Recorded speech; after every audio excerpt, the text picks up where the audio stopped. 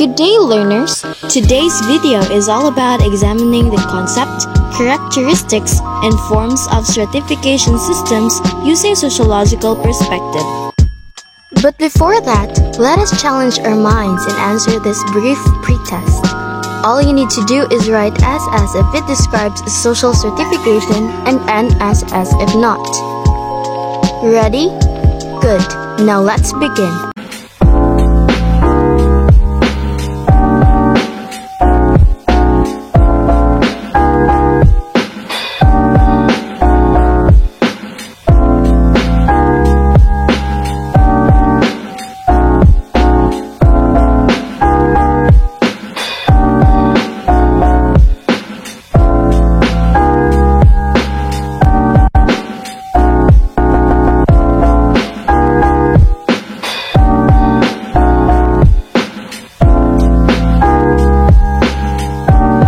Great job!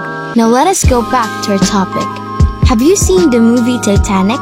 If you have observed, the decks of the cruise ship is divided according to the passengers' social status. It is a representation of social stratification. So what really is social stratification?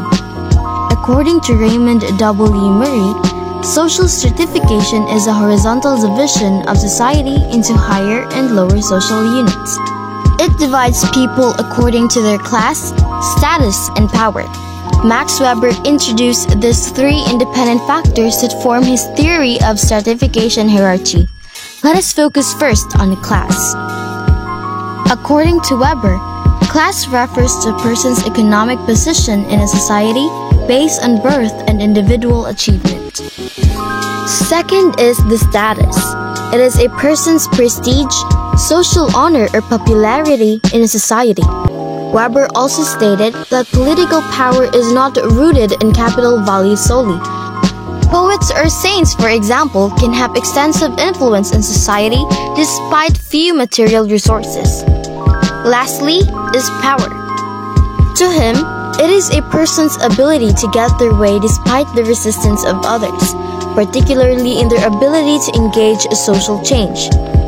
For example, individuals in government jobs such as an employee of the Philippine Army or a member of the Philippine Congress may hold title, property, or status but still wield considerable social power. Now let us proceed to the characteristics of social stratification. According to Melvin M. Tummin, social stratification has 5 main attributes.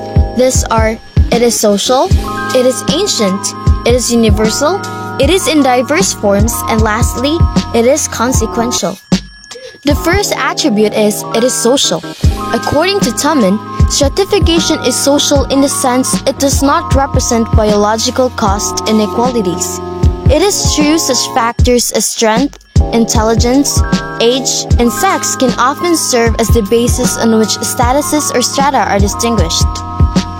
The second one is it is ancient. Tummin stated that the stratification system is quite old. According to historical and archaeological records, stratification was present even in the small wandering bands. Age and sex were the main criteria of stratification then. Women and children last was probably the dominant rule of order. Difference between the rich and poor, powerful and humble, freemen and slaves was there in almost in the ancient civilization. Third is, it is universal. The stratification system is a worldwide phenomena according to Tummin. Difference between the rich and the poor, or the have and the have-nots, is evident everywhere. Even in the non-literate societies, stratification is very much present. The fourth attribute is, it is in diverse forms. Tummin said that the stratification system has never been uniform in all the societies.